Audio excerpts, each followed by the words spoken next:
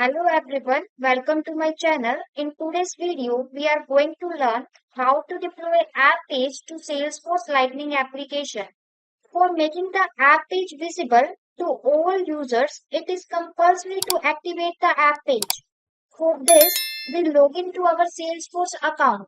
This is my Salesforce account and here we are learn how to deploy app page to Salesforce Lightning Application.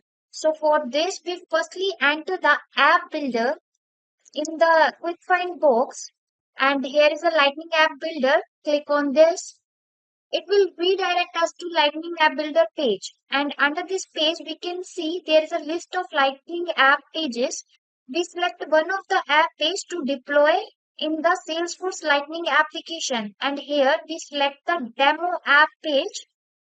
Click on the edit button and here we come to our Lightning app builder page and under this page we can see there is an activation button present. Click on this activation button and our activation demo app page dialog box is pop up and here we select the Lightning experience option and under this option we can see the apps are present and here we select the sales app because we want to deploy this app demo app page inside the Salesforce Lightning application. After selecting the app, we click on the add page to app and here we go, we can see our demo app page is deployed inside the sales application.